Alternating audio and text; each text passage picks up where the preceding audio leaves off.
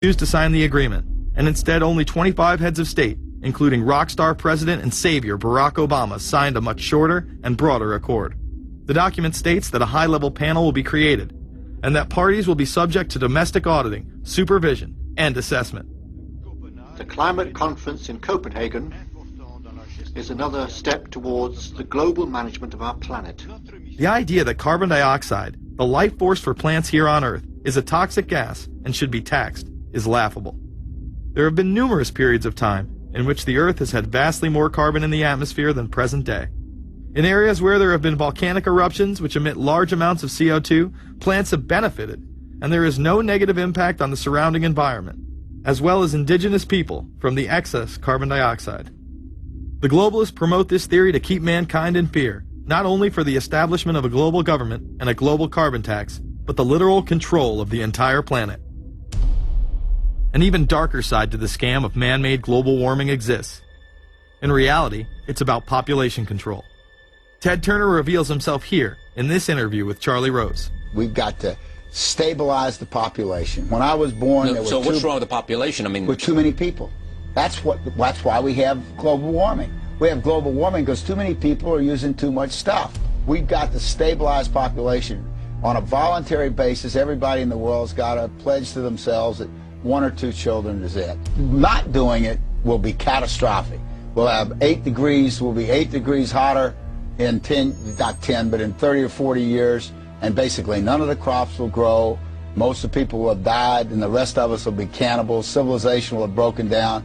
What the few people who are left will be living in a failed state like Somalia or Sudan, and living conditions will be intolerable. The droughts will be so bad there'll be no more corn growing. Not doing it is suicide. Unbelievably, when Turner met with other globalists, David Rockefeller, Warren Buffett, Bill Gates, Michael Bloomberg, and even Oprah Winfrey to discuss population control, they were portrayed as superheroes. Behind closed doors on this New York campus, a secret gathering of some of the world's most powerful people. Gates, Buffett, Bloomberg, Winfrey. It was like the Super Friends. In the great hall of the Justice League, there are assembled the world's 4 greatest heroes. Together with others at the meeting, including George Soros, Ted Turner, David Rockefeller, they're worth more than $125 billion. The new Superman and Wonder Woman, the super rich friends, not fighting bad guys, but fighting for good nonetheless. Would a superhero call for a one-child policy? Would a superhero call for population control? In a recent interview, he claims that 2 billion people would be ideal. That means 4 billion plus must die to accommodate a man who owns more acreage than anyone else on the planet. Let's not forget that Ted Turner is the president of the United Nations Foundation. There are countless examples of how we are being indoctrinated to accept these kind of conditions and believe that man and his activities are the problem. From the promotion of climate cops, we're the carbon cops and we're on the lookout for energy wasters, to phony liberals and conservatives getting together to promote climate change. Hell, let's face it, we're polar opposites. We couldn't be further apart. I'm on the left, And I'm usually right. And we strongly disagree. except on one issue. Tell them what it is, Reverend Pat. That would be our planet. Taking care of it is extremely important. We all need to work together, liberals and conservatives. So get involved. It's the right thing to do. Now there you go again. The New World Order will stop at nothing to achieve planetary dominance, whether it be assassination, wars based on lies, and even a phony environmental movement. So it should come as no surprise that they have been tracking, tracing, and databasing our lives for years. Many people are aware that the Bush administration engaged in warrantless wiretaps on American citizens. What they don't understand is that it has come out in court that all the major telecommunications companies have been secretly storing every piece of data received from our phones and our computers and handing them over to the National Security Agency. You heard about the government secretly listening in on phone conversations without a warrant, but there is evidence that your email is also being tapped. The government has been intercepting most emails as part of its terrorist surveillance program. That program has been criticized as illegal because it's missing an important ingredient: search warrants. Several years ago, Klein says he came to suspect that AT&T had installed secret computer gear designed to spy on internet traffic at the request of the National Security Agency. This is just a small part of the picture, as AT&T was not the only company involved and emails were not the only issue. The NSA was installing Norris Insight systems, which are capable of monitoring billions of bits of internet traffic per second. It was also able to monitor any calls traffic through its system, all websites visited, all instant messaging, and separate types of transaction records.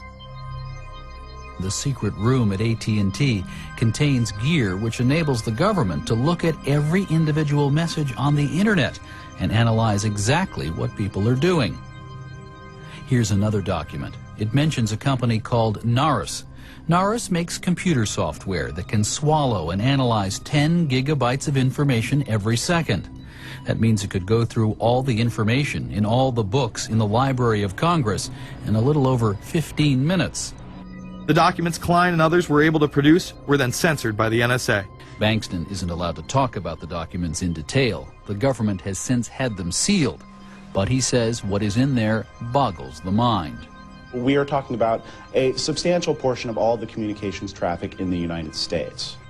The policies have been shielded by the Obama administration and continue to this day. Attorney General Holder has publicly stated lawsuits be thrown out of court, and after several attempts, Klein and other cases were thrown out as well, once again citing the national security of what used to be a constitutional republic, not a massive corrupt slave state. Living in the New World Order, when it's close to completion, for the average citizen, for people like you and me, is going to be essentially slavery. We're never going to be able to get ahead. We're never going to be able to amass enough wealth, essentially to retire or to do what we want to do in life. We're going to constantly be working for the man. They're creating essentially a two-class system. So it's going to be an inner ruling elite and then everyone else. And I got news for you. You're everyone else. The New World Order that is currently being built revolves around creating a global technopoly ruled by the elite, in which they dominate and control a severely reduced populace, which they treat as their pets. In the New World Order, the people are the enemy. Internal documents released in March of 2009 reveal that the Department of Homeland Security is targeting citizens who discussed the New World Order, people with a Christian identity or sovereign citizens who argue that the government has gotten away from the intent of the Constitution and are strong states' rights advocates. People who are anti-immigration, stating, extremists will argue that immigrants are taking the jobs of U.S. citizens during times of high unemployment and without paying taxes. People who oppose the Federal Reserve banking system. People who display constitutional party or libertarian material. People who support Ron Paul. And those who have bumper stickers containing anti-government rhetoric. This document is one of literally thousands that make everyone a possible terrorist. This establishes a pattern of demonizing ordinary citizens while giving draconian powers to the state. You are considered guilty until proven innocent. As technology is developed, separate parts of their command and control system are beta tested around the world. Here at home, Boy Scouts are being trained to take on returning veterans and disarm domestic extremists, while national programs such as City Year are training young people to serve the government. I am change. I am fierce. In the United Kingdom, it has been established there are over 4 million CCTV cameras. That is around one camera for every 14 citizens. Their purpose is not to solve crime, as it takes 1,000 CCTV cameras to solve just one crime. It is to create a tattletale society in which everyone is under constant surveillance by the state and those around them. The company Internet Eyes is now paying people to log on to the internet and watch CCTV cameras in real time as they turn in criminals for cash. Families deemed by the state to be unfit in England have now been put under 24-hour CCTV supervision in their homes. This program has plans for 20,000 families in England, which is to double in the next 2 years. Your every move in both your home and the outside world is under constant surveillance by a criminal elite who operate above the law. As we are constantly under the microscope, their activities remain in the shadows. Obama extended diplomatic immunity to Interpol with Executive Order 12,425, further empowering criminal behavior within our own government. In the Middle East, endless wars will continue. Under the Obama administration, we have sent tens of thousands of more troops into Afghanistan, all while the same network exposed in the Iran-Contra affair discussed earlier controls the opium trade. It was revealed in October of 2009 that the CIA had been funding puppet Afghani leader Hamid Karzai's warlord brother for the last 8 years. He is the lead opium dealer in the region. It seems the same cartel that was dealing drugs in the 80s and 90s never stopped. After all, how else could the government fund black operation programs across the board? The Karzai regime has whole sections of it which are drug supported, and we can't touch it. We turned Afghanistan into the major supplier of heroin for the world. It happened.